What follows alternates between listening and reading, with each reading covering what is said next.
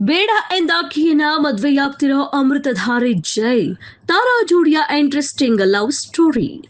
ಅಮೃತಧಾರೆ ಖ್ಯಾತಿಯ ಜಯದೇವ್ ಮತ್ತು ಭಾರ್ಗವಿ LLB ಖ್ಯಾತಿಯ ರಾಧಾ ಭಗವತಿ ನಿಜ ಜೀವನದಲ್ಲಿ ಒಂದಾಗ್ತಿದ್ದಾರೆ. ಆರಂಭದಲ್ಲಿ ರಾಧಾ ಅವರ ಪ್ರೀತಿಯನ್ನು ತಿರಸ್ಕರಿಸಿದ ನಟ ರಾಣವ್ ನಂತರ ಅವರ ವ್ಯಕ್ತಿತ್ವಕ್ಕೆ ಮನಸೋತು ಮದುವೆಗೆ ಒಪ್ಪಿದ್ದಾರೆ. ಅಮೃತಧಾರೆಯಲ್ಲಿ ಪೆದ್ದು ಮಲ್ಲಿಯಾಗಿ ಎಲ್ಲರ ಮನಸ್ಸನ್ನು ಗೆದ್ದು ಇದೀಗ ಭಾರ್ಗವಿ LLBಯಲ್ಲಿ ಭಾರ್ಗವಿಯಾಗಿ ಮಿಂಚುತ್ತಿದ್ದಾರೆ ನಟಿ ರಾಧಾ ಭಾಗವತಿ. ಅಮೃತಧಾರೆ ಸೀರಿಯಲ್ನಲ್ಲಿ ಮೋಸ ಮಾಡಿ ಪ್ರೆಗ್ನೆಂಟ್ ಮಾಡಿದ ಜಯದೇವ್ನ ರಿಯಲ್ ಲೈಫ್ ನಲ್ಲಿ ಮದುವೆಯಾಗ್ತಿದ್ದಾರೆ ನಟಿ ರಾಧಾ. ಇವರ ಮದುವೆ ಡೇಟ್ ಬಗ್ಗೆ ಇನ್ನು ಬಹಿರಂಗಗೊಳ್ಳದಿದ್ದರೂ ರಿಯಲ್ ಲೈಫ್ ಲವ್ ಸ್ಟೋರಿ ಮಾತ್ರ ರೋಚಕವಾಗಿದೆ.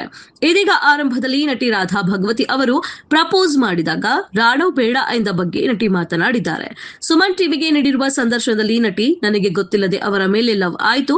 ಅವರ ಕ್ಯೂಟ್ನೆಸ್ ನನ್ನನ್ನು ಅಟ್ರಾಕ್ಟ್ ಮಾಡಿತು. ಆದ್ರೆ ಅವರ ಹಿನ್ನೆಲೆ ಏನೋ ಗೊತ್ತಿರಲಿಲ್ಲ. ಅವರು ಹಣವಂತರ, ಕಾರು, ಬಂಗ್ಲೆ ಇದೆಯಾ ಏನೋ ಅರಿವು ಇರಲಿಲ್ಲ. ಮನಸ್ಸು ಅವರನ್ನ ಕೇಳ್ತಿತ್ತು ಅಷ್ಟೇ ಎಂದು ತಮಗೆ ಆರಂಭದಲ್ಲಿ ಆದ ಲವ್ ಫೀಲಿಂಗ್ಸ್ ಬಗ್ಗೆ ಹೇಳಿದ್ದಾರೆ. ಮನಸ್ಸು ಕೇಳದೆ ನಾನೇ ಒಂದು ದಿನ ನಾನು ಅವರಿಗೆ ಹೋಗಿ ಹೇಳಿಬಿಟ್ಟೆ. ಆದ್ರೆ ಅವರು ಅದಕ್ಕೆ ಒಪ್ಪಲಿಲ್ಲ. ಈಗ ಸದ್ಯಕ್ಕೆ ಅದರ ಬಗ್ಗೆ ಏನೋ ಪ್ಲಾನ್ಸ್ ಇಲ್ಲ, ಸಾರಿ ಅಂತ ಹೇಳಿಬಿಟ್ರು. ನನಗೆ ಆಗ ಏನು ಮಾತಾಡಬೇಕು ಅಂತ ಗೊತ್ತಾಗಿರ್ಲಿಲ್ಲ. ಕಂಪ್ಲೀಟ್ ಆಗಿ ಬ್ಲಾಂಕ್ ಹಾಕಿಬಿಟ್ಟೆ. ಅದು ನನಗೆ ಹರ್ಟ್ ಆಯ್ತು ಎಂದು ನಟಿ ಹೇಳಿದ್ದಾರೆ. ಅವರು ನನ್ನ ಪ್ರೀತಿಯನ್ನ ರಿಜೆಕ್ಟ್ ಮಾಡಿದ್ದಾರೆ ಅಂತ ಗೊತ್ತಿದ್ರು ಕೂಡ ಅವರ ಮೇಲೆ ಇದ್ದ ಪ್ರೀತಿ ಹೋಗ್ತಾನೆ ಇರಲಿಲ್ಲ.